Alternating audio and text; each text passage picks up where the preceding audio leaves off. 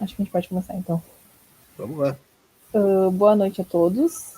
Gostaria de agradecer a presença do Gustavo hoje para participar da nossa palestra Gastronomia na Construção de uma Sociedade via o projeto Gastronomia em Extensão. Gustavo tem sua trajetória profissional marcada pelo compromisso com uma culinária que valoriza ingredientes regionais, produzidos pela agricultura familiar e pescadores artesanais, de forma ambiental e socialmente sustentável. Outro foco de pesquisa fundamental é a luta pela regulamentação profissional de cozinheiros. Gustavo é cozinheiro profissional e professor pesquisador no campo da gastronomia. É mestre em geografia pela Universidade Federal do Fluminense, tendo como tema central a comida de território. Também é pós-graduado em gestão e segurança dos alimentos pelo Senac de São Paulo. Graduado em gastronomia no Centro de Formação Internacional, ADAF. Técnico em cozinha pelo Senac Rio de Janeiro. Hoje é professor e coordenador no Instituto Federal Fluminense. Também é vice-presidente do Instituto Maniva, conselheiro na Conceia e pesquisador do projeto Escola de Comida. Autor da página Gutermann, Gastronomia, além de escrever junto com a professora e pesquisadora Vanessa Santos. O blog Comida. É isso. Bom, Gustavo, muito obrigada pela tua presença e agora eu passo a palavra para ti. Muito obrigado, Laura, pelo carinho do convite. Aliás, agradecendo a absolutamente todo mundo na Universidade Federal de Pelotas. É uma alegria poder estar aqui. Eu acho que é super importante que nós tenhamos espaços como esse e tantos outros que as universidades públicas, os institutos federais e as universidades particulares, enfim, os cursos de gastronomia do Brasil, nos dão de oportunidade para diálogo com os alunos e com a sociedade de forma geral. Eu acredito muito que muitas das melhorias e evoluções que os próprios cursos de gastronomia precisam passar ao longo desse tempo, eles começam, essas mudanças elas começam em diálogos ou em momentos como esse, né, onde a gente consegue trazendo um pouco das pesquisas que são feitas dentro de instituições ou a partir de professores pesquisadores como eu, a gente consegue identificar nessas pesquisas problemas relacionados a questões alimentares de forma geral e discutir soluções, né? Quando você colocou ali, por exemplo, que eu faço parte hoje, sendo vice-presidente do Instituto Maniva, que é justamente uma instituição, uma ONG que fala sobre a necessidade de religar, né, refazer os contatos entre os agricultores, pescadores artesanais e os cozinheiros.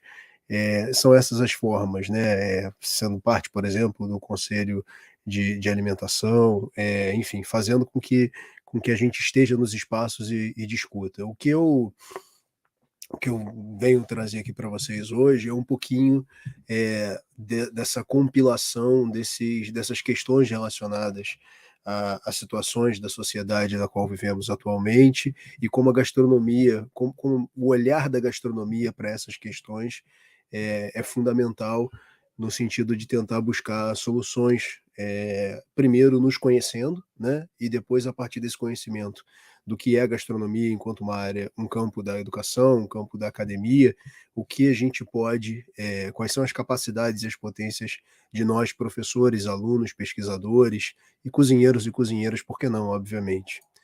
Então, o primeiro ponto que eu queria conversar com vocês é a respeito justamente dessa questão, né? Quem a gente está formando, né? Quem estamos formando, quem somos nós nessa formação, como estamos formando e qual é o futuro que estamos construindo dentro da gastronomia enquanto um campo de estudo, enquanto um campo relacionado à formação de profissionais e quais são esses profissionais, né?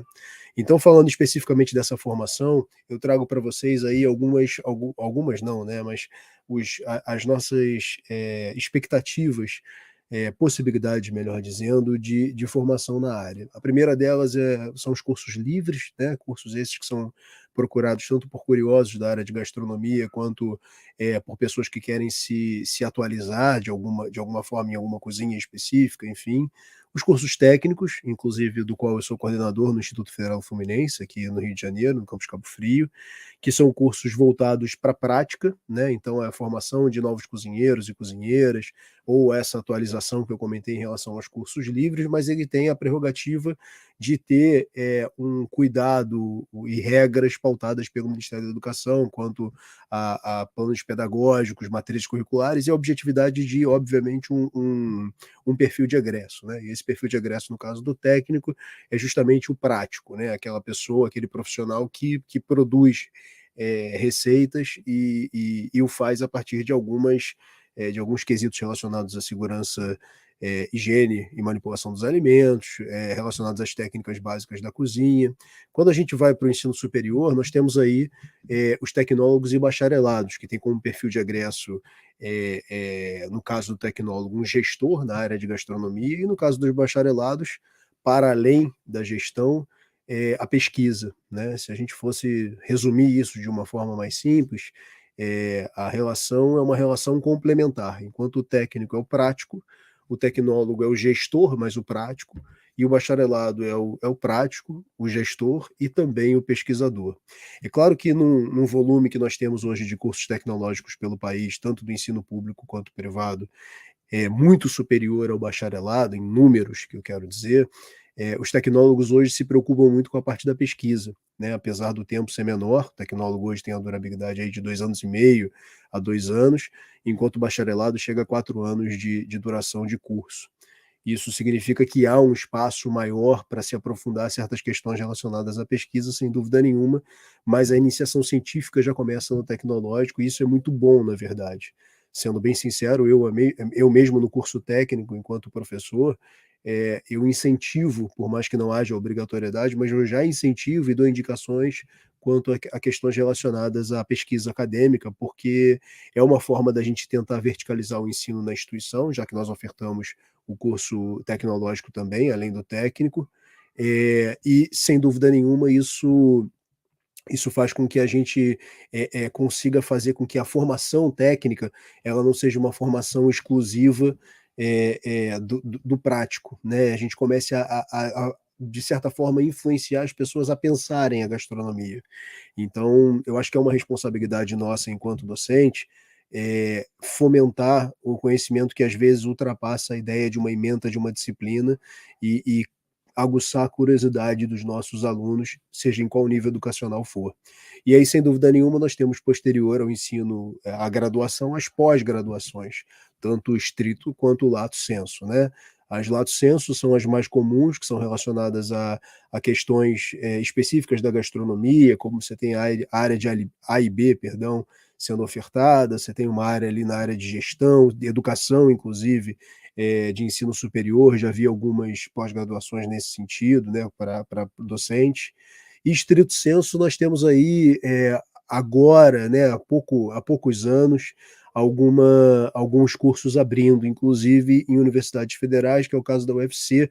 Eu no próximo slide trago um pouco desse histórico para vocês, que é justamente essa ideia de se pensar como é que é em pontos aí específicos, como é que foi a nossa história dentro da educação, né? Em 69, nós temos aí o primeiro curso técnico de cozinha, de Águas de São Pedro, em São Paulo. Em 99, temos o primeiro curso superior de gastronomia, em Embi Morumbi. Em 99, na verdade, abrem vários cursos, não só a Embi Morumbi, abre também, salvo engano, mais 2 cursos, sendo um, inclusive, universidade pública. Vai me fugir agora, se é Alagoas, eu não me lembro agora de cabeça, peço perdão por isso.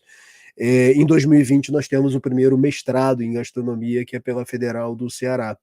E aí você vê uma certa maturidade, né, para você ter um curso de mestrado, justamente por essa complexidade que a gastronomia traz enquanto área, enquanto campo acadêmico. Então, eu acredito, diante desse nosso histórico, principalmente desses novos olhares para a gastronomia, que nós teremos aí anos frutíferos para frente em relação à pós-graduação, e espero realmente que isso aconteça, porque isso nos provoca novas pesquisas e a principalmente perceber a gastronomia diferente desse processo inicial que nós vimos com a formação dos cursos.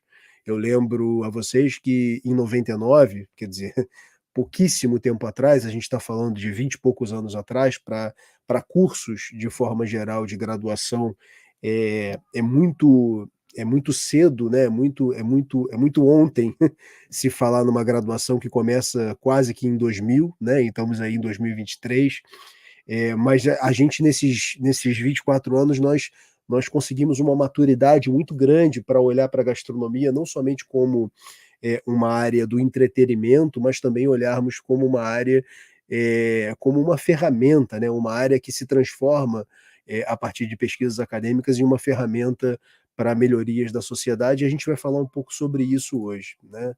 Trago para vocês também dados importantíssimos do INEP que dizem respeito sobre as matrículas, né, no ano de 2018, esse estudo do INEP, que mostra como a gastronomia na rede privada, que é uma rede mais ampla do que a rede pública, as faculdades privadas são obviamente em maior número do que as públicas no Brasil, né? Mas o curso de gastronomia seguiu em 2018 sendo o mais procurado. Eu estou esperando alguma atualização nesse sentido para esse ano ainda, desse ranqueamento, mas eu acredito que as coisas não tenham modificado tanto. Claro que talvez saindo ali do primeiro lugar, mas sem dúvida nenhuma estando entre os 10 mais, eu não acho que tenha mudado muita coisa. Atualizando isso, eu vou colocar nas minhas redes sociais também. E aí tem o censo de 2016, que foi o último que eu consegui visualizar essas informações. Acredito que já tem alguma atualização nesse sentido, mas novamente não acho que tenha mudado muita coisa, que é a distribuição dos cursos de gastronomia enfim, pelo território nacional. Nós percebemos uma desigualdade em relação a esses cursos pelas regiões, né? Mas percebemos aí um volume até significativo de cursos, e principalmente a necessidade de nós estando em biomas diferentes, nós pensarmos nos cursos de gastronomia também como cursos que podem vir a abordar questões relacionadas à sociobiodiversidade local, e a gente vai falar um pouco sobre isso mais para frente.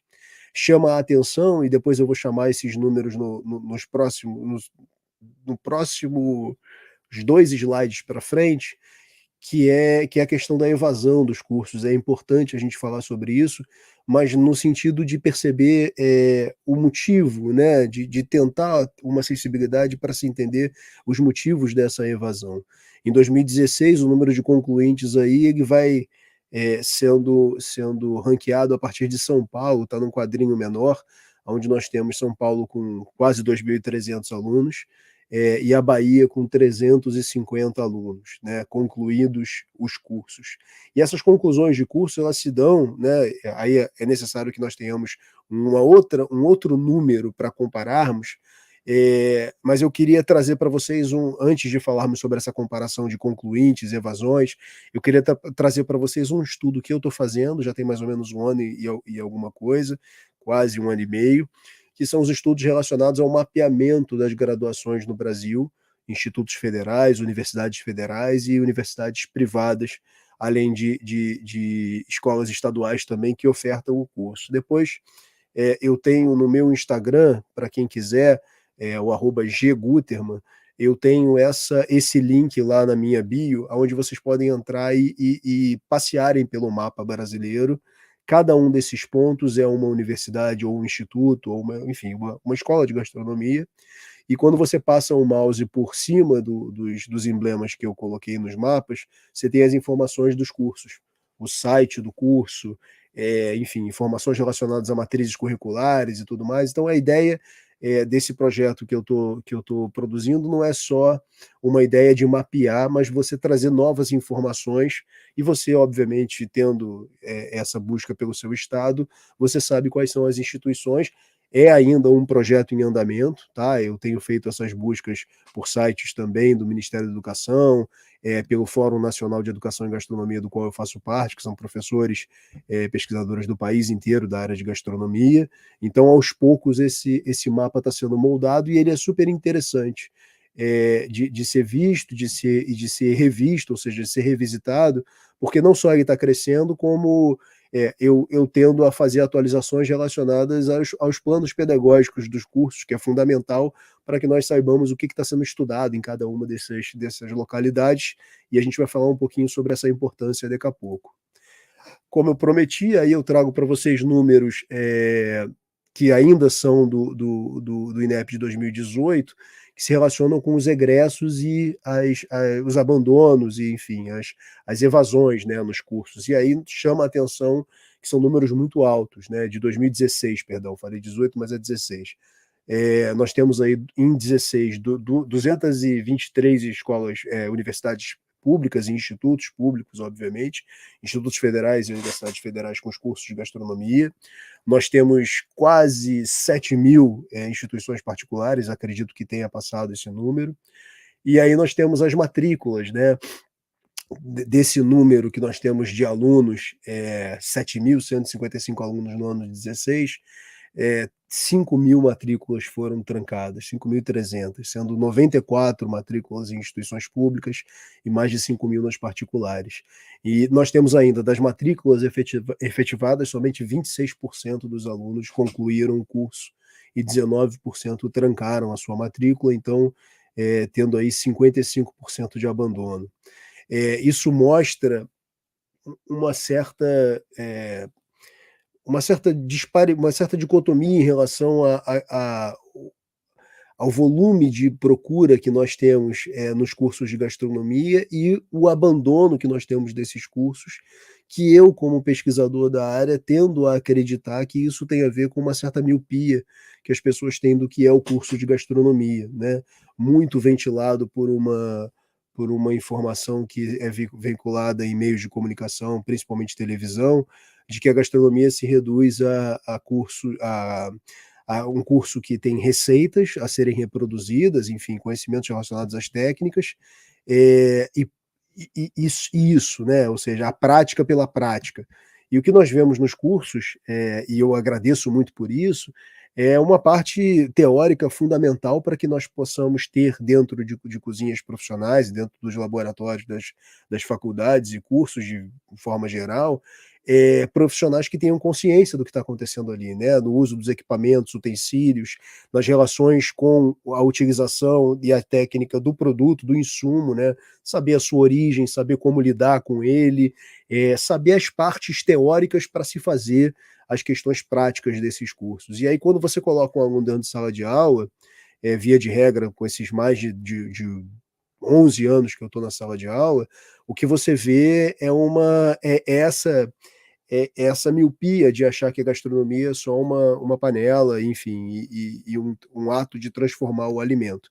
E quando se percebe que a gente discute questões relacionadas à origem dos alimentos, se discute questões relacionadas à alimentação do ponto de vista social, ou seja, quem produz os nossos alimentos, onde estão esses agricultores familiares, quem são os pescadores artesanais do país, discute-se políticas públicas e por aí vai. Então, se percebe que é uma formação cidadã e não uma formação profissional exclusivamente, né? Nós formamos a percepção das pessoas são formadas a partir do que a gastronomia sendo uma gastronomia muito maior do que o ato de cozinhar. É por aí mesmo que eu quero chegar. Então, eu consigo dividir a partir desse pensamento de que a gastronomia ela é extremamente polímata, você consegue enxergar a gastronomia na sociedade como um todo. Eu consigo dividir a gastronomia em dois grandes eixos que a gente pode depois discutir com mais calma, que seriam os eixos da cozinha profissional, né? A percepção da formação do cozinheiro profissional, da cozinheira profissional, dos futuros gestores dessas cozinhas, que são os chefes de cozinha, e a relação com a educação, com o campo da academia, com o campo da pesquisa acadêmica. Esses são dois grandes nichos que, se você, obviamente, derivar de cada um deles, você tem incontáveis possibilidades profissionais que vão desde da ideia de, no caso, de um cozinheiro profissional que pode atuar em diferentes cozinhas ou até mesmo na condição de gestor, de consultor, em cozinhas que não são dadas como cozinhas que são as primeiras cozinhas que nos chegam à cabeça quando nós pensamos em gastronomia. Nós pensamos sempre na cozinha do entretenimento, né? Mas as cozinhas de escolas, as cozinhas de hospitais, as cozinhas daquele restaurante que você come durante, que você vai almoçar para você continuar a sua, se você não é da gastronomia, obviamente, mas para você continuar o seu dia de trabalho, aquele restaurante de bairro, aquela padaria que serve um prato feito ou que serve uma comida aquilo. Dentro desses locais também nós temos cozinheiros e cozinheiras. Então a cozinha profissional, as merendeiras nas escolas, né, os cozinheiros nos hospitais e cozinheiras de hospitais, enfim, de empresas, essas pessoas também são profissionais da área da gastronomia, e são por elas que nós pensamos em relações não somente operacionais, mas também em condições trabalhistas, né? A ideia de uma regulamentação profissional, que é uma palestra que eu sempre sou convidado a ministrar, porque é um assunto super importante, falarmos sobre a necessidade de uma regulamentação profissional na área da gastronomia para que nós tenhamos minimamente segurança e controle sobre a profissão, né, sobre o profissional e quem o contrata, sobre as regras do jogo de forma geral. E no caso da pesquisa acadêmica, como nós vimos em alguns slides anteriores, a necessidade de nós pensarmos nas questões relacionadas à sociedade e refletirmos a partir da alimentação, a partir da comida, a partir dos processos que se relacionam à gastronomia. E, obviamente, então, há de se pensar sobre o papel da gastronomia na sociedade. E para pensar sobre esse papel, eu quando vou refletir sobre isso, até para escrever, para fazer palestras como essa, enfim, pesquisar para as minhas aulas, artigos, eu penso sempre em dois conceitos que são fundantes para minha percepção de gastronomia, né? O primeiro conceito que nós temos, que para mim é super importante, é o conceito de cadeia produtiva, né? O conceito de cadeia produtiva ele está posto como um conceito que se relaciona com a rastreabilidade dos alimentos que nós produzimos na cozinha, né, de forma geral. Eu vou deixar aqui os dois conceitos para vocês, e o conceito de cultura alimentar. Esses dois conceitos, para mim, eles são conceitos base para nós pensarmos na gastronomia dentro daqueles dois âmbitos, seja pelo âmbito acadêmico, seja pelo âmbito profissional prático, né? Então tá aí, cadeias produtivas são um conjunto de etapas consecutivas, ao longo dos quais diversos insumos sofrem algum tipo de transformação até a constituição de um produto final. Podem ser minimamente processados, produtos que são retirados de plantações e são transportados com algum tipo de transformação, seja colocados dentro de caixas, seja previamente higienizados, para depois chegarem ao consumidor final em feiras, em mercados, em supermercados, enfim. E o conceito de culturas alimentares, né, que é um conjunto de práticas alimentares herdadas de um certo grupo de indivíduos, tendo por base a relação desses indivíduos com o território ocupado. Por que esses dois conceitos eles são, de certa forma, intrinsecamente conectados? Né? Porque pensar em cadeias produtivas aliado ao pensamento de culturas alimentares é perceber que se nós tivermos cadeias produtivas, a observação, perdão, de cadeias produtivas, o cuidado com as cadeias produtivas, nós possivelmente nos aproximaremos das pessoas que produzem os nossos alimentos. É interessante pensar que nós, cozinheiros e cozinheiras, e eu já estou nessa área da gastronomia enquanto cozinheiro profissional há praticamente 20 anos, nós não fazemos comida, né? Nós não fazemos o alimento, nós transformamos ele. Quem faz os alimentos são os agricultores, né? Quem produz alimentos são agricultores, quem retira alimentos da natureza são extrativistas, como pescadores, enfim, e nós os transformamos. E nessas cozinhas profissionais das quais nós trabalhamos, nós, de certa forma, representamos esses profissionais, esses agricultores e agricultoras, pescadores e pescadoras, e muitas vezes não os conhecemos. Muitas vezes não conhecemos, inclusive, as culturas alimentares das quais eles pertencem. Porque mora justamente na percepção dessas culturas alimentares uma forma de tratar esses alimentos que são, ora, retirados da natureza, ora, produzidos a partir de um consórcio, de uma parceria com a natureza, como é o caso das plantações, dos quintais produtivos, enfim. Então, como saber que, por exemplo, uma Ora pronobis, que é uma planta que tem vários espinhos, né? Como saber que essa planta é uma planta comestível, que ela tem uma capacidade uma potencialidade de proteica absurda, né? Como saber que o peixinho, o lambari da horta, ou o peixinho da horta, que é aquela folha que é uma planta alimentícia não convencional, né? Ela pode ser empanada e frita. São questões relacionadas a culturas alimentares dos povos que, de certa forma, produzem esses alimentos. Estou dando exemplos aqui, mas a gente pode ir para o mundo animal e pensar, por exemplo, em receitas de caiçaras, de conservação de peixes, como é o caso do peixe escalado aqui da região de onde eu moro, que é uma forma de conservação a partir da salga, como o bacalhau, e aí você tem receitas relacionadas a essa técnica. Isso tudo que eu acabei de comentar como exemplo aqui são culturas alimentares. Perceber essas culturas alimentares é também uma forma de valorização dessas pessoas que estão sendo esquecidas pela sociedade, pela modernidade, pela industrialização dos alimentos. Perceber isso do ponto de vista gastronômico, do ponto de vista do cozinheiro, é valorizar isso. De certa forma, valorizar essas pessoas e, de certa forma, proteger essa história para que as nossas próximas gerações tenham acesso a essas histórias, técnicas e pessoas. Então, quando a gente fala sobre a necessidade da proteção e da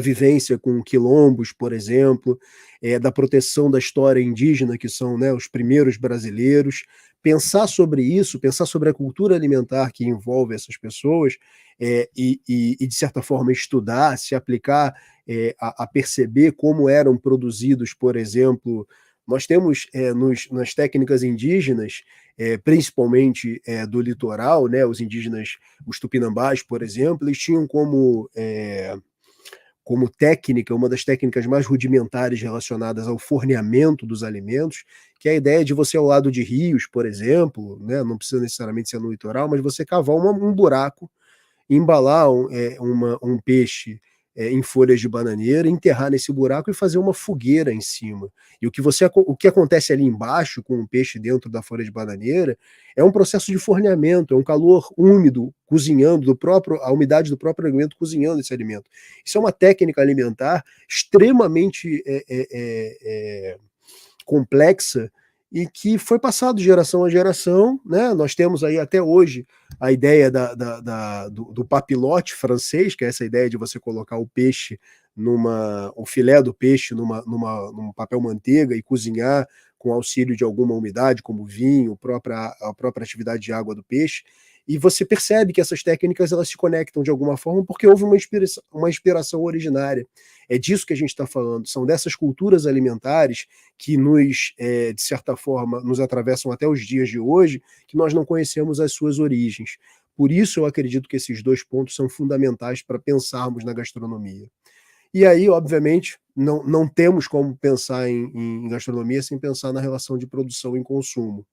E temos que falar sobre as questões relacionadas a isso no Brasil, né?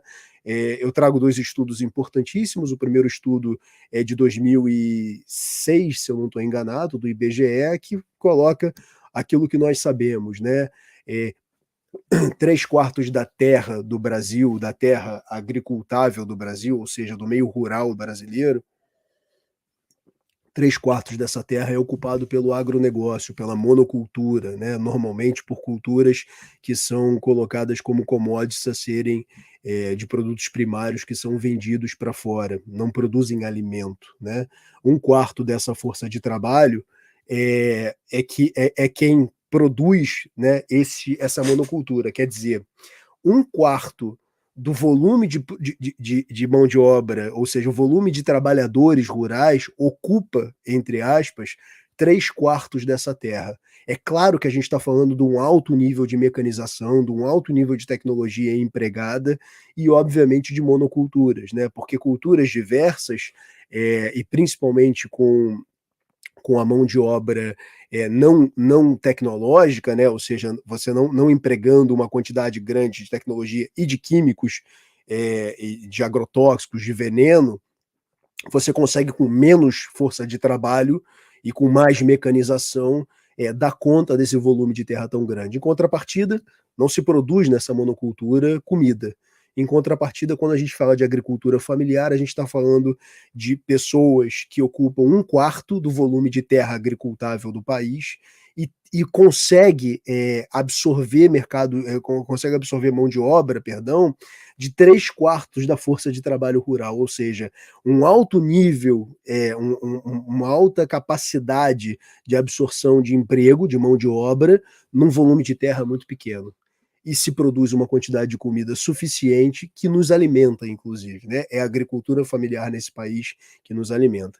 Se nós olharmos para o mesmo estudo, só que de 2017, nós vamos ver que a história se mantém rigorosamente a mesma.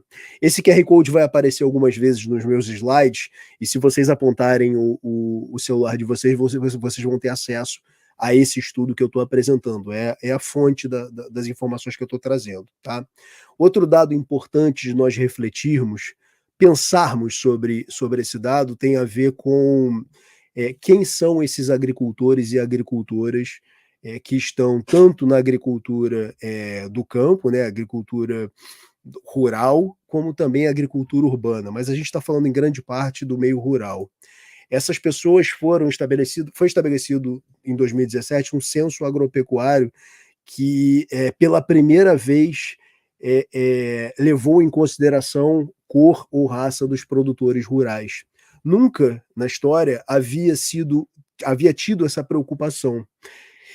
E não me espanta que 52,9% das pessoas do campo são pessoas negras. Não me espanta isso. Não me espanta porque, primeiro, nós somos essencialmente um povo negro, né? E essas pessoas são as pessoas que foram os primeiros agricultores junto com os indígenas, né?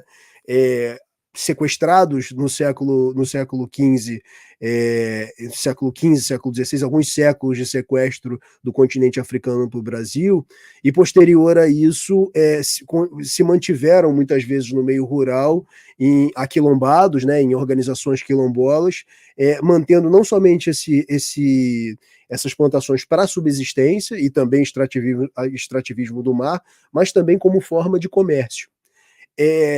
A reflexão que eu trago para vocês não é só relacionada a essa característica, né, do meio rural, sendo um meio rural negro, por essência, mas também refletir que quem produz os nossos alimentos, quem nos faz, quem faz possível o alimento chegar à nossa mesa, são as mesmas pessoas que têm a maior taxa de morte na sociedade, são as pessoas que mais são assassinadas, são as pessoas que sofrem exclusivamente de um racismo estrutural de uma sociedade, são essas mesmas pessoas que alimentam a nós e a nossa família. Quer dizer, pensar sobre a luta contra o racismo, pensar sobre políticas afirmativas na gastronomia também é fundamental. Né? E pensar também que grande parte dessas, se a gente for aprofundar esse estudo, grande parte desses agricultores, na verdade, são agricultoras, são mulheres também. Então, é de se pensar sobre essas questões todas que envolvem evoluções que nós estamos vivendo na nossa geração da sociedade, como a discussão dos direitos igualitários para as mulheres e para os homens, do direito a não serem assassinados, né? Ou seja, a luta antirracista, tudo isso envolve a gastronomia de certa forma, e as pessoas tendem a continuar acreditando, algumas, cada vez menos, graças a Deus, que a gastronomia somente é uma questão de entretenimento. E aí eu queria falar para vocês sobre questões relacionadas a como nós pensamos nas cadeias produtivas e como elas são hoje em dia em grande parte, né? Aí tem a lógica, trago para vocês a lógica clássica das cadeias produtivas contemporâneas, né? A percepção de que você tem uma produção, você tem um beneficiamento, um processo, depois você tem a distribuição a partir de um atravessador, e você tem os pontos de venda, né, que podem ser tanto feirantes como varejistas, supermercados de forma geral, até chegar ao consumidor final, que é justamente nesse local onde ele vai adquirir esse insumo. Se você quiser substituir o consumidor final, por exemplo, por um restaurante que vai comprar justamente desse atravessador diretamente ou a partir desses pontos de venda, a lógica é a mesma. E qual é o problema dessa lógica? O problema dessa lógica é que, a partir desses processos, dessa cadeia produtiva que distancia o consumidor do produtor, nós deixamos de conhecer, obviamente, então, a partir de, se não conhecemos, não conseguimos nem valorizar, nem trocar com quem produz os nossos alimentos. E aí, hoje em dia, como foi colocado no início, quando fizeram a leitura do meu currículo, eu fiz a minha pós-graduação, estrito sensu, meu mestrado, na Universidade Federal do Fluminense, no campo da geografia. E o programa de pós-graduação em geografia, especificamente na área que eu quis estudar, que era comida de território, ele fala muito sobre novas possibilidades de se pensar cadeias produtivas. E talvez uma das possibilidades mais interessantes para nós, cozinheiros e cozinheiras, esteja ligada à ideia de circuitos curtos. A ideia de se pensar que, se nós nos aproximarmos enquanto consumidores, né, sejam consumidores da ponta da cadeia civis, entre aspas, vamos dizer assim, né, pessoas que não são ligadas à gastronomia, sejam cozinheiros ou cozinheiras. Mas se nós nos aproximarmos desses produtores, agricultores, pescadores, nós conseguimos criar um certo vínculo, tanto social, de conhecermos essas pessoas, de podermos trocar com essas pessoas os nossos conhecimentos com os conhecimentos dessas pessoas, como também culturais, né? E mora, por exemplo, em feiras de agricultores, não feiras de atravessadores, é importante que nós tenhamos essa percepção de diferença, mora nesses lugares justamente a possibilidade desse diálogo. Então, mesmo em grandes centros, se pensar nessa conexão dos circuitos curtos, é pensar numa nova forma que nós temos, enquanto sociedade, de nos reconectarmos com essa cultura alimentar, com essas culturas alimentares de forma geral. E por que é necessário nós refletirmos sobre esses circuitos curtos? Porque da forma como nós conhecemos hoje as cadeias produtivas, se uma pesquisa rápida for feita, o que nós vamos ver é que ela é insustentável a longo prazo, né, por vários motivos. E eu vou trazer, né, alguns deles para vocês agora. O primeiro deles diz relação a esse estudo da Agência Brasil, quanto à questão dos supermercados na contribuição da pobreza do campo, né? De acordo com o relatório, a concentração do mercado global de alimentos acaba espremendo as cadeias de fornecimento de menor valor de seus produtos, ou seja, as grandes cadeias produtivas, os grandes centros de venda varejista de alimentos, eles acabam espremendo esses pequenos agricultores e até mesmo feiras, né, restando aos trabalhadores e produtores desses circuitos curtos uma renda insuficiente para uma vida digna, trabalhos, às vezes, análogos à escravidão e perda das suas terras. Enquanto os supermercados ficam com uma parcela maior dessa fatia comercial, que é gasto não somente... o que está sendo dito aí, na verdade, tem a ver não somente com o papel do varejista do ponto de vista da economia relacionada à venda, compra e venda dos alimentos, mas também a precificação desses alimentos, né? Então, por isso que ele fala no segundo momento. Enquanto os mercados ficam com uma parcela maior do que é gasto nas suas lojas, em alguns casos, cerca de 50%, a parcela menor fica com os trabalhadores produtores rurais, podendo ser menos de 5% do valor que é comercializado daquele produto, por exemplo. Isso que está sendo dito nesse estudo tem a ver com uma fala de um feirante que eu conheço aqui da Feira da Agricultura Familiar do município onde eu moro, que ele falou para mim o seguinte: os mais prejudicados numa feira onde o feirante não é o agricultor, e sim alguém que foi até o meio rural, buscou esse alimento e trouxe para você, para o público de forma geral, a gente chama essas pessoas de atravessadores. Quem ganha nesse processo todo é o atravessador. E ele me explicou, ele falou: imagina, eu estou na minha casa, na minha chácara, onde eu produzo o meu alimento, aí chega o atravessador e vai me cobrar, ou seja, vai me dar um preço de venda que é irreal. ou seja, se eu fosse vender para ele 1 quilo de cebola baseado no custo que eu tive de produção dessa cebola, mais algum lucro que eu vá ter, ele não vai aceitar e eu vou ter que jogar a minha produção de cebola fora. Então, muitas vezes, os agricultores acabam vendendo a sua produção a preço de custo ou até menos do que isso.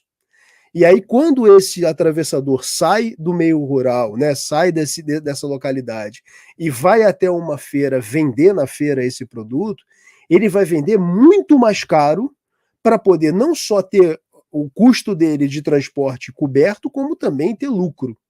E aí eu, na ponta da cadeia, quando nós formos pagar, nós vamos pagar um preço muito maior do que se nós estivéssemos comprando direto com o produtor.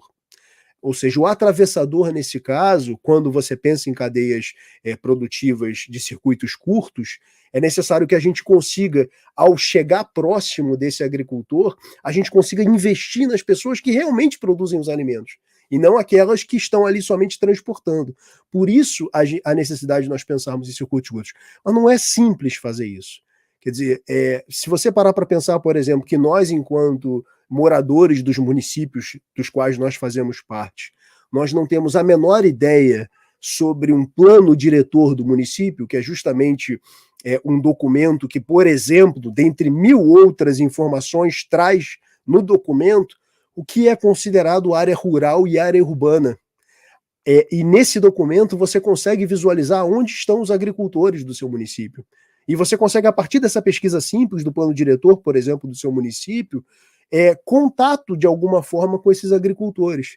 Aí eu fico imaginando, na minha cabeça maluca, se as escolas de gastronomia desse país todo, instituições públicas ou privadas, não importa, começassem a fazer a compra dos seus insumos para as suas práticas a partir desses agricultores. Imagina, nós temos uma quantidade infinita de escolas de gastronomia espalhadas pelo território inteiro. Imagina se todas essas escolas se preocupassem com a origem dos seus alimentos e buscassem comprar na sua totalidade, se possível, esses alimentos desses agricultores. Como esses agricultores conseguiriam sobreviver nessa disparidade que nós temos da relação rural entre o rural agro, né, e o rural da agricultura, né? Bom, o resultado dessa relação do estudo que eu falei no slide anterior é um sofrimento humano generalizado entre mulheres e homens que produzem alimentos para supermercados do mundo inteiro, né? Do trabalho forçado a bordo de navios de pesca no Sudeste Asiático, passando pelos salários miseráveis de plantações de chás, né, indianos, até a fome enfrentada por trabalhadores das fazendas de uva na África do Sul, e o desrespeito a direitos humanos e trabalhistas, muito comum nessas cadeias produtivas alimentares. Eu não preciso citar, por exemplo, o que aconteceu há muito pouco tempo nas plantações de uva no sul do Brasil, o que acontece nas plantações de café no Brasil, o que acontece nas plantações de chocolate, né, de cacau, perdão, para o produto chocolate também no Brasil, incontáveis ações de trabalhos análogos à escravidão que são divulgados pelo Ministério Público durante todo esse momento, na nossa história, na nossa geração. Então é fundamental que a gente consiga, enquanto estudantes, professores da área de gastronomia, enxergar essas questões e começar a perceber o nosso papel dentro dessas cadeias produtivas, né? E aí eu trago um exemplo que aconteceu na pandemia, desses mesmos mercados que oprimem esses pequenos agricultores, fazendo o absurdo pelo lucro, né? Que é vendendo ossos de boi para pessoas que não tinham recursos para comprar comida. Enquanto esses ossos, muitas vezes, eu na qualidade de professor e até mesmo de cozinheiro, incontáveis vezes fui até açougues para conseguir esses ossos para fazer caldos para os meus alunos. E há pouco tempo atrás, 5, 6 anos atrás, esses ossos, assim como cascas de camarão, enfim, né, nas peixarias, isso era dado para a gente, né, porque isso obviamente era refúgio de produção, não tinha nenhum valor. Quer dizer, no desespero da fome aguda na época da pandemia, esses mesmos empresários, não na sua totalidade, graças a Deus nós temos empresários que têm uma percepção social muito grande, mas nós tivemos casos como esse, né, onde a venda de ossos bovinos foi vinculada, assim como nós vimos há muito pouco tempo também, partes não nobres de animais, como o pescoço de galinha, por exemplo, sendo vendido a valores absurdos dentro de mercados. Há de se refletir sobre isso e perceber como o nosso dinheiro, o investimento que nós temos na hora que nós somos, né, o poder de compra que nós temos quando nós estamos com o nosso dinheiro na mão para fazer a compra do nosso alimento, a quem nós estamos investindo? Quem são as pessoas que recebem o dinheiro suado do nosso trabalho, né? Vai ser quem produz os alimentos ou vão ser essas empresas que reproduzem esse massacre às pessoas mais humildes desse país, né? E aí um retrato que eu não preciso, infelizmente, me aprofundar, porque é uma pesquisa muito rápida de ser feita. Eu recomendo fortemente que vocês procurem a pesquisadora Adriana Salai, ela defendeu há pouquíssimo tempo o doutorado dela falando sobre a fome no Brasil, fazendo um histórico da fome no Brasil, baseado inclusive nas obras de Josué de Castro, entre outras referências, para vocês entenderem não somente a fome hoje, mas como ela foi reproduzida ao longo desse tempo aí. Eu faço um relato de 2013 com 7 milhões, 2018 pula para 13, e em 2021 são 84 milhões, quase 85 milhões de pessoas em segurança alimentar. Hoje no Brasil nós temos a fome ainda acontecendo, os números, eu não tenho os números ainda atualizados, mas estamos falando aí em 2023 na casa de mais de 20 milhões de pessoas com fome, salvo engano. E aí, para a gente pensar sobre essas questões, né, relacionadas o que nós pensamos que poderia ser potencialidades de solução para esses problemas, uma dessas potencialidades há um tempo atrás, e a gente vai falar um pouco sobre esse tempo, foi a percepção de que a produção agrícola não seria suficiente para a alimentação do crescimento escalar da população mundial. E aí a industrialização dos alimentos veio como uma forma de solucionar, né, tentar solucionar o problema da fome, e para que essa industrialização acontecesse, regras foram criadas.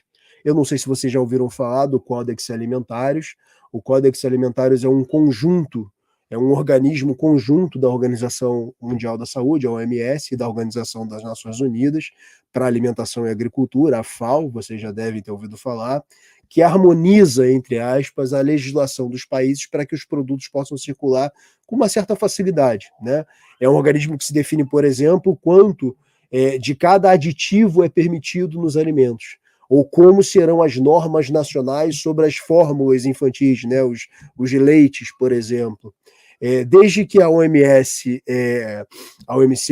adotou o Códex como baliza para as transações na área alimentícia, as decisões têm efeito praticamente obrigatório. Quer dizer, uma vez que é decidido a partir desses organismos, isso se transforma em uma definição praticamente mundial. Mas aí nós temos, claro que a coisa não é perfeita, né? Um estudo mostrou que mais de 400 participantes não governamentais nos comitês dos códex representavam a indústria de alimento, enquanto apenas 1% representava organizações de interesses públicos. O que isso significa? Significa que as pessoas que deveriam legislar para que a produção de alimentos seja uma produção segura, ou seja, que a intenção dessa legislação seja barrar absurdos na produção dos alimentos, essas pessoas são as pessoas que produzem os alimentos industrializados. Então, obviamente, há uma relação de interesse aberta, né? Ou seja, totalmente contaminada. Companhias como a Nestlé, a Hershey, a Kraft, a General Foods, a Coca-Cola, a PepsiCo, além de grupos como a Associação dos Fabricantes de Alimentos dos Estados Unidos e a Associação Nacional dos Processados de Alimentos, frequentemente tem mais pessoas nessas reuniões do que os governos de pequenos países, que são justamente nos países, as sociedades desses países que mais são impactadas pela permissibilidade de certos ingredientes em produtos ultraprocessados, por exemplo, né? Em resumo, a indústria e as suas entidades de classe são comumente os juízes, os jurados e os especialistas nas formulações de decisões sobre acordos comerciais, deixando pouco espaço para considerações sobre a saúde, né? Quer dizer, as pessoas que fazem as leis de proteção são as pessoas que deveriam, a sociedade civil que deveria fazer esse processo, e quem faz é justamente quem produz esses alimentos que muitas vezes são danosos à nossa saúde. Nós estamos vendo isso, né? E esse aí é o resumo. Nós poderíamos colocar como um resumo de tudo que está hoje de industrializado na sua despensa de casa. Essas empresas, 1, 2, 3, 4, 5, 6, 7, 8, 9, 10, essas 10 empresas são responsáveis basicamente por quase a totalidade da industrialização dos alimentos do mundo.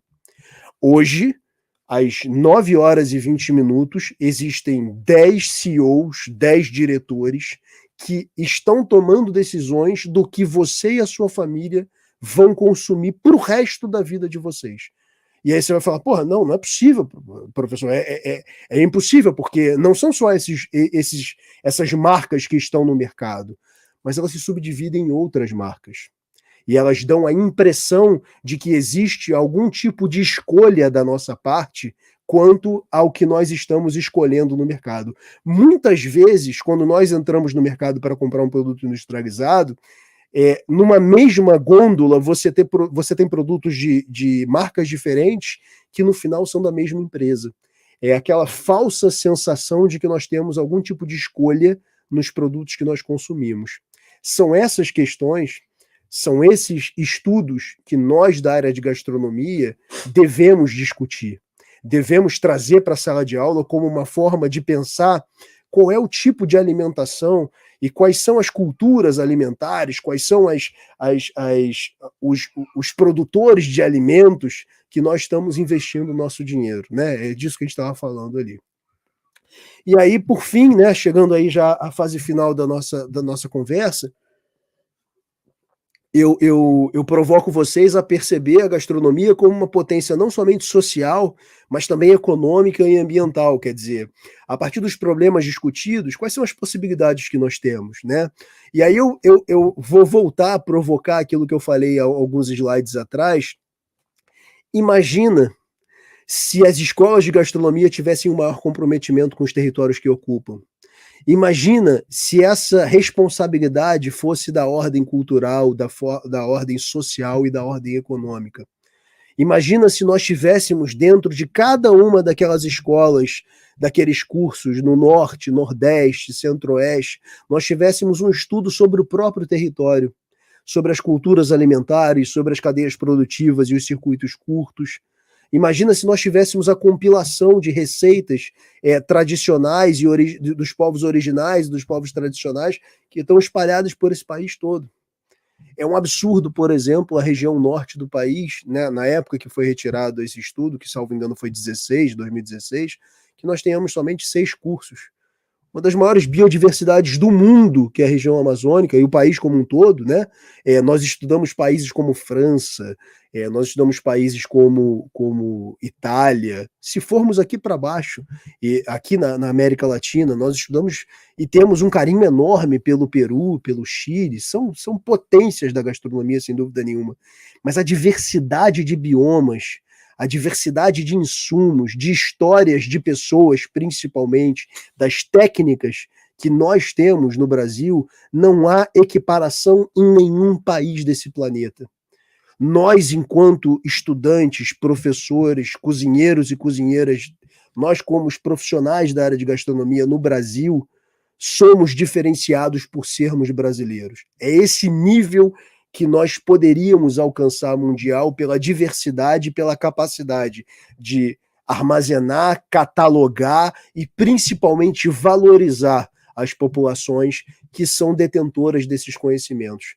Somos nós, cozinheiros e cozinheiras, que vamos passar para frente conhecimentos que muitas vezes foram destruídos no processo, por exemplo, de invasão europeia no século XVI, por exemplo, nesse país. Né? Muitas dessas culturas originárias dos primeiros brasileiros foi destruída. O dizimar indígena foi muito grande. mas nós ainda temos a capacidade, a partir das pessoas que ainda residem nesse país, dos indígenas que ainda estão espalhados pelo território, de conseguirmos catalogar e conseguirmos dialogar com essas pessoas. Elas não somente são museus a céu aberto, como também são pessoas dignas da mesma vida que nós temos nesse país e de troca, e principalmente de admiração por um povo, por esses povos que são tão importantes, né? Os quilombolas. Eu tenho um outro estudo de mapeamento também dos quilombolas, aonde eu divido com alguns professores justamente para que haja integração desses cursos com os quilombos das regiões que ocupam. É fundamental que nós tenhamos também a proteção, que possamos produzir a proteção desses conhecimentos culturais e interagirmos com essas pessoas, né? É super importante que a gente, enquanto pesquisador e pesquisadora, não pense no outro que nós estamos pesquisando como um objeto de pesquisa. Essas pessoas têm histórias, e nós, quando dividimos as nossas histórias, nós queremos ser valorizados também pelo que vivemos, essas pessoas também. Então não sejam aqueles pesquisadores no futuro que vão recolher dados de pessoas, sejam pessoas que interajam entre si, que consigam valorizar e deem valor a essas pessoas. Bom, para finalizar, eu queria trazer para vocês o que são os Objetivos de Desenvolvimento Sustentável, as famosas ODS. Elas estão intrinsecamente ligadas à gastronomia e a gente pouco fala sobre isso, né? Os Objetivos de Desenvolvimento Sustentável são um apelo global a ações para acabar com a pobreza, proteger o meio ambiente e o clima e garantir que as pessoas em todos os lugares possam desfrutar de paz e prosperidade. Esses são os objetivos para os quais as Nações Unidas estão contribuindo a fim de que possamos atingir a Agenda 2030 no Brasil. E o que são essas ODS? Bom, esse quadro são os resumos das ODS, são as 17 ODS que a Organização das Nações Unidas desenvolveu para que nós tivéssemos um futuro possível para todos nós, né? Então nós temos aí objetivos como a erradicação da pobreza, a fome zero, a boa saúde e o bem-estar, redução das desigualdades, consumo e produção responsável.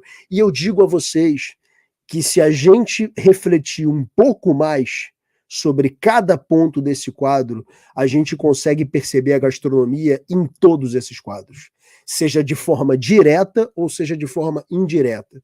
Então, se você pensar sobre tudo que a gente conversou aqui hoje e chegar à conclusão de que, pô, eu entendo que existem problemas, mas como a gente pode começar a resolver esses problemas?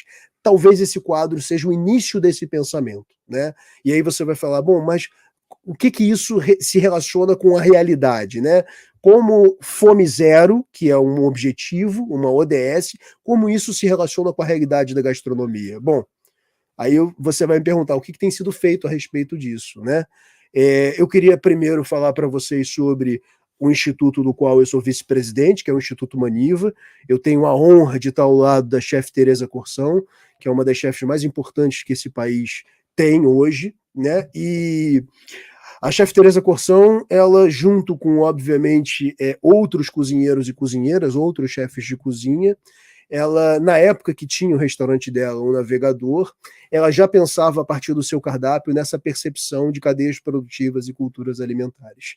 E a partir do seu cardápio, a partir da organização Instituto Maniva, ela conseguiu conscientizar e sensibilizar chefes de cozinha do país inteiro a se transformarem em ecochefes, que é uma função hoje que eu também, assim como ela, exerço, a condição de ecochefe, e os ecochefes nada mais são do que esses profissionais, esses homens e mulheres que chefiam cozinhas, mas que pensam o seu cardápio a partir das suas cadeias produtivas, das cadeias produtivas dos alimentos que comercializam no seu cardápio, e obviamente as representatividades, ou representações, melhor dizendo, das culturas alimentares de cada um desses pratos que são ali comercializados. O Instituto Maniva é uma organização não governamental, é uma ONG, né?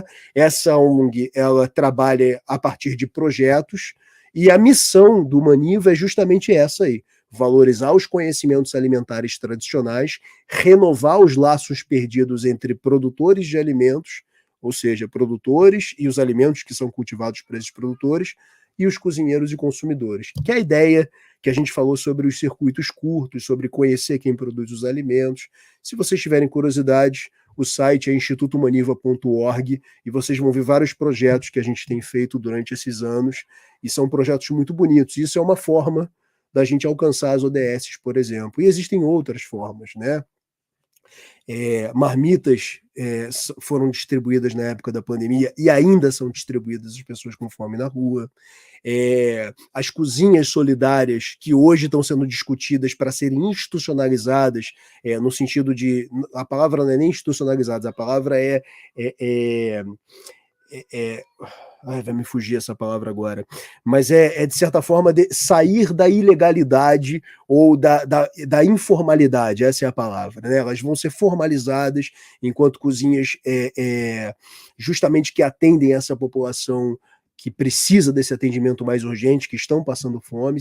São projetos, esses que aparecem na tela para vocês, são projetos possíveis no momento de emergência. Mas a provocação que eu faço para finalizar essa minha fala é que, se nós pensarmos nas questões que foram discutidas durante todo esse tempo que a gente está aqui, sobre os problemas que nós temos na sociedade, talvez resolvendo aqueles problemas na sua origem, nós tenhamos também a possibilidade de mitigar essa realidade que essas pessoas estão tentando solucionar, né? Pessoas como o chefe Rodrigo Oliveira no restaurante Mocotó, ao lado da Adriana Salai, que tem uma pesquisa fantástica. Os dois são no restaurante Mocotó, que eles são sócios, foi um dos restaurantes que mais distribuiu cestas básicas e quentinhas em São Paulo, justamente numa área que foi muito impactada pela fome.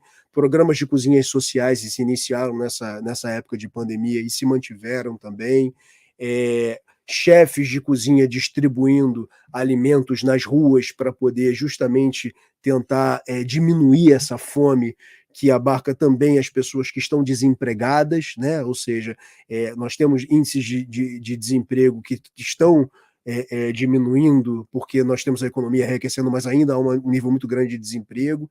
Então, são essas questões a curto prazo a serem resolvidas, mas eu penso que escolas de gastronomia e até mesmo cozinhas profissionais, como é o caso do Mocotó, por exemplo, são ambientes para se discutir uma sociedade possível para o futuro, e não somente para esse apagar de incêndio, né? E aí outras... Não, eu poderia ficar aqui horas falando sobre ações importantíssimas que a gastronomia tem feito e que atores e atrizes dessa gastronomia têm feito no país, né? A Bela Gil participando de discussões políticas fundamentais, a Bel Coelho trazendo essas questões políticas também para discussões. As duas frequentaram durante muito tempo e continuam frequentando o Congresso Nacional nas pautas que se relacionam à produção de alimento, como a pauta APL do veneno, né, com as permissibilidades que têm sido dadas para o uso de agrotóxicos no Brasil, e as hortas urbanas. São inúmeros. A pesquisa em relação a esses tipos de movimentos são fundamentais para nós. E aí eu finalizo a minha fala colocando essas questões, né? Uma cozinha não se encerra em um espaço de transformação de alimentos. E um cozinheiro não se define, ou uma cozinheira, como um mero repetidor de receitas. A cozinha é muito maior do que isso. E, obviamente, um cozinheiro ele é muito mais do que simplesmente um fazedor de receita. Aí estão os meus canais de atuação. Eu sou professor no Instituto Federal Fluminense, Campus Cabo Frio. Eu, junto com a professora pesquisadora Vanessa Santos, escrevo o blog Comida Rio de Janeiro, Ceará, sou vice-presidente no Instituto Maniva, faço parte do Fórum Nacional de Educação em Gastronomia, sou membro do CONSEA como conselheiro, né, que é o Conselho Nacional de Segurança Alimentar e Nutricional, e faço parte do projeto Escola de Comida. Aí estão as minhas mídias sociais, o Instagram e o meu e-mail, e eu queria agradecer essa oportunidade de fala e de troca com vocês aqui hoje. Desculpa ter me alongado um pouco mais, mas é porque o assunto, às vezes, ele se alonga mesmo. Olá, boa noite, professor. Tudo boa bem? Noite. Sempre é muito bom ouvir a sua fala, sempre muito atual, muito interessante, traz pontos muito positivos. É sempre muito bem-vindo aqui para participar com a gente na Universidade Federal de Pelotas, no curso de gastronomia. E um dia ainda queremos você presencialmente aqui. Eu também quero. A gente está com o tempo um pouquinho escasso aqui, pelo que a Laura me passou. Eu vou ver, tiveram várias perguntas, vários elogios, assim.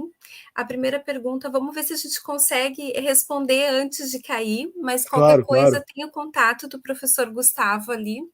Sim, E por as favor. perguntas também podem ser mandadas para ele. Ele é super acessível, pessoal. Então, assim, e é uma pessoa de uma inteligência assim singular e que sempre está disposto a colaborar, assim, com a área. Professor, um exemplo muito bom sobre a influência da indústria é que atualmente é quase impossível fazer uma sobremesa que não tenha leite condensado. Como podemos lidar com isso? Pergunta da Nayara Leal. Obrigada, Nayara. Nayara, você tá certíssima, né? Essa questão do leite condensado, e há vários estudos acadêmicos importantíssimos, inclusive, a serem lidos. Recomendo que vocês busquem pela palavra-chave confeitaria e leite condensado enfim, Google Acadêmico, enfim, nas plataformas de hospedagem de trabalhos acadêmicos, Cielo e por aí vai, porque é uma questão que está posta, né, para a gastronomia.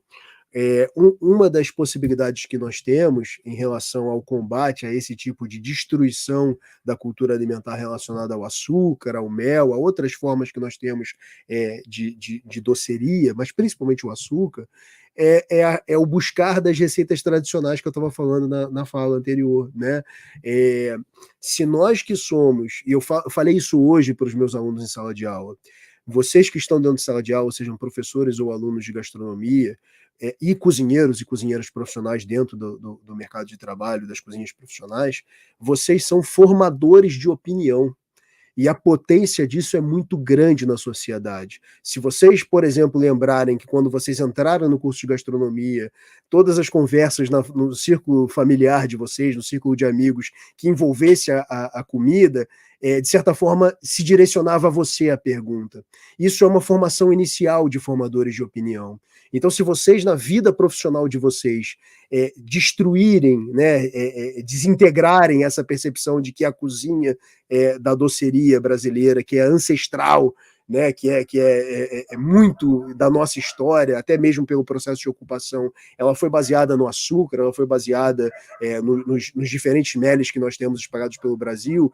Talvez a partir da valorização dessas receitas tradicionais, nós tenhamos um novo olhar sobre o uso desse produto que é o leite condensado. Eu acho que é mais ou menos por aí. Em produções acadêmicas, em receitas mesmo, na hora da gente ir lá na boca do fogão, como a gente vai decidir por uma coisa ou outra. Nós temos capacidade técnica hoje para conseguirmos substituir. É claro que é tentativa e erro, mas é possível. Temos mais uma pergunta aqui do Paulo Aqui do Roberto, Paulo, sim. o seu ex-aluno, né? Exato, exato. Você acha que esse fomento à cultura dos reality shows de gastronomia foi uma forma de destruir o princípio básico da gastronomia? É uma faca de dois gumes, Paulo. Não é uma coisa tão simples de ser respondida, porque ao mesmo tempo que levou a gastronomia enquanto área de estudo, né, enquanto cursos e tudo mais, ao holofote, à luz do pensamento da sociedade sobre o que é a gastronomia, enfim, quem são esses cozinheiros, criou, de certa forma, por outro lado, uma idealização imaginária, uma miopia, como eu comentei na minha apresentação, do que é realmente a gastronomia, né? E se valendo, inclusive, da proposta de um reality show, aonde o conflito é quem ganha a audiência. Então, as violências que são praticadas nas cozinhas profissionais foram mimetizadas por esses programas ao custo não somente da normalização, o que inviabiliza e piora as relações trabalhistas, como também como forma de se garantir a audiência e, obviamente, o recurso dos seus investidores, das marcas que estão investindo ali. Então é uma discussão complexa, não é algo tão simples. Ao mesmo tempo que nos trouxe à luz das discussões da sociedade, sem dúvida nenhuma foi um problema muito grande as caricaturas que foram, e muitas vezes as violências que foram reafirmadas por esses mesmos programas. E para a gente finalizar, aqui tem uma pergunta da professora Shirley. Existe uma resistência de uso de ingredientes regionais, especialmente incentivados pelo marketing massivo das multinacionais. Como incentivar a compra pensando nos circuitos curtos e mais sustentáveis? As perguntas, as boas perguntas, em geral, isso eu já li em algumas passagens, elas já vêm com a sua resposta embutida, e eu fico muito feliz com essa pergunta. Se vocês observarem, é justamente essa ideia que nós temos de que não vale somente nós conhecermos os produtos da nossa região, sem que nós, que somos muitas vezes leigos na relação com esses produtos, não saibamos o que fazer com ele. Né? Não adianta nada eu ter uma fruta, uma leguminosa, enfim, qualquer produto da minha região, baseado em técnicas de produtos de outra cultura alimentar, como nós somos invadidos nos cursos de gastronomia atuais a partir da cultura alimentar clássica francesa, italiana, japonesa, oriental, do Extremo Oriente de forma geral, e nós não nos valermos das culturas que estão do nosso lado. Então, pensar sobre compra a partir dos circuitos curtos é pensar sobre o contato com as pessoas que produzem esses alimentos e que, obviamente, fazendo parte do circuito curto, elas conseguem dialogar contigo. Então, a ideia é que os alunos finalmente entendam que há uma necessidade de se dialogar com o território onde se está. E, a partir disso, perceber essas culturas e fazer melhor, não só absorver esse conhecimento, mas trazendo novas possibilidades para que essas pessoas que vendem esses produtos, cultivam esses produtos, possam diversificar a sua venda. Porque se nós, por exemplo, fizermos uma compota de alguma coisa, uma conserva de alguma coisa que ali é produzido, você entende que você aumenta o tempo de prateleira desse produto e faz esse agricultor, por exemplo, conseguir ganhar mais dinheiro em cima da sua produção. Então é uma troca constante, não pode ser somente uma via de mão única. É mais ou menos por aí que a coisa acontece, né? E surgiu mais uma pergunta, vamos ver se dá tempo Por de favor. responder aqui. Do Péricles Castro. Como o senhor vê o papel do professor nesse cenário de ensino de gastronomia, tendo toda essa visão sobre a gastronomia? Muito boa essa pergunta. É uma pergunta grande, né? De uma resposta muito grande, mas eu vou tentar ser o mais sucinto possível. Ser professor no Brasil, de forma geral, já é um processo desafiador por si só, né? E aí eu acho que é importante quando, por exemplo, eu trago temas que não foi o tema de hoje, mas eu trago temas relacionados à precarização do trabalho na área da gastronomia, especificamente da cozinha profissional.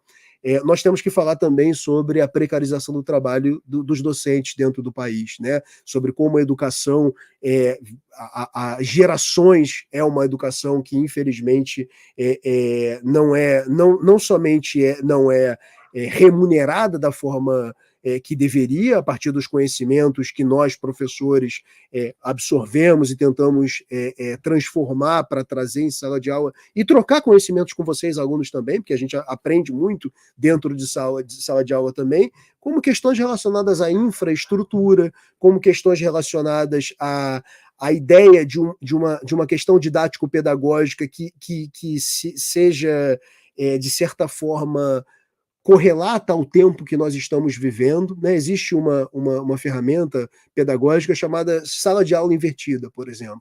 Eu utilizo muito dessa ferramenta, que é entender que, por exemplo, nesse ambiente que nós estamos, que é a internet, o conhecimento está posto, tanto de forma correta quanto de forma incorreta. Mas o conhecimento está aqui, e saber distinguir entre um e o outro é papel nosso enquanto educadores, sem dúvida nenhuma enquanto pesquisador e vocês enquanto alunos, mas está posto aqui. Então a sala de aula invertida nos dá a possibilidade de vocês trazerem um conhecimento e nós discutirmos em sala de aula a partir do conhecimento que é muito maior pelo tempo de contato com essas informações do professor em relação ao aluno. Né? A diferença entre o professor e o aluno é que a gente consegue, de certa forma, otimizar esse volume de conhecimento desses anos todos que a gente está estudando para passar para vocês, para que vocês acumulem esse conhecimento. Né? A coisa mais importante para um professor, penso eu, é o momento que o aluno sobrepõe o conhecimento do professor, é o momento que o aluno se transforma em professor. Isso é o maior sucesso do professor. Então, os desafios dessa profissão são essa infraestrutura mercantilista que que a educação se transformou no Brasil, onde as escolas, por exemplo, os particulares de gastronomia, não estão interessadas, muitas vezes, e não são os professores, são as pessoas que são os investidores. Muitas dessas empresas são empresas abertas ao capital na Bolsa de Valores. Então, essas empresas são empresas que precisam dar lucro. E aí você fala, por exemplo, sobre compra de agricultura familiar, essas empresas não estão se importando com isso. Eu conheço faculdades que são patrocinadas por indústria de alimento. É nesse nível que a gente tem no Brasil hoje de gastronomia enquanto educação. Então, nós, enquanto profissionais, servidores públicos, por exemplo, há de se ter uma valorização por conta disso, porque eu tenho a possibilidade, sem ser mandado embora amanhã, de falar sobre isso com vocês. E é essa liberdade que é liberdade com muita responsabilidade, porque eu não falo qualquer besteira aqui, isso é baseado em estudo, é baseado em ciência, mas que eu trago para vocês como forma da gente melhorar a sociedade. Então, a percepção que eu tenho sobre a educação de gastronomia é que se eu conseguir passar 10% da paixão que eu tenho, e vocês acho que perceberam já isso, né? A paixão que eu tenho pela profissão, as duas profissões de fé que eu tenho, que é a gastronomia enquanto operação, cozinheiro profissional, e a área da pesquisa acadêmica, a área do ser professor, se eu conseguir passar alguma porcentagem dessa paixão para os meus alunos e fazer eles entenderem a importância desses dois papéis dentro da sociedade, eu acho que eu estou feliz, cara. Eu acho que eu posso morrer amanhã com uma tranquilidade no peito gigantesca. Mas é isso, são esses os desafios, entendeu? É nós pensarmos numa gastronomia que ela esteja aderida à sociedade, não como uma gastronomia de entretenimento, mas como uma ferramenta de melhoria social, que é justamente o que nós somos. Cozinheiros e cozinheiras são pessoas que por 3 vezes ao dia salvam a vida de pessoas, porque a fome é o início da morte de um organismo. Se você não come, você, em algum momento desse não se alimentar, você acaba por morrer. Então, essa é a importância de cozinheiros e cozinheiras, e não somente dos restaurantes de entretenimento. Cozinheiros que são pessoas que alimentam os nossos filhos nas escolas, que alimentam os nossos pais e os nossos adoecidos nos hospitais, né? os nossos idosos nos asilos e por aí vai. É isso, é um desafio grande, mas é uma alegria poder lutar esse desafio. Bom, nós temos mais perguntas aqui. Eu até disse para a Laura copiar as perguntas. Eu acho que o professor Gustavo pode responder nas redes sociais. A gente sempre acompanha ele nas publicações, em tudo, que é bem interessante. Gostaria de agradecer imensamente, né, a participação, a disponibilidade por vir aqui trazer um pouco desse conhecimento das suas falas, que sempre são muito importantes. Gostaria de agradecer também a presença de todo mundo e desejar uma boa noite para todo mundo. Obrigada, professor. Muito obrigado, professora Tatiane. Muito obrigado a todos da UFPEL. Eu fico muito feliz.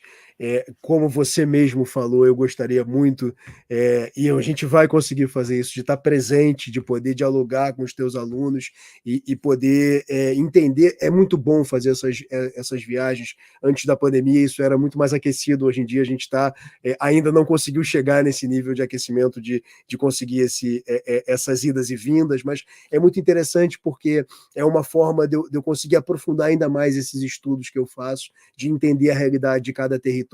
Então, para mim também é muito rico, né? Eu levo um pouco desse conhecimento que eu venho acumulando conforme eu vou estudando, mas eu também volto com uma mala muito cheia de conhecimento. Então, para mim, quando aconteceu, vai ser uma alegria, mas aqui já está sendo um prazer enorme.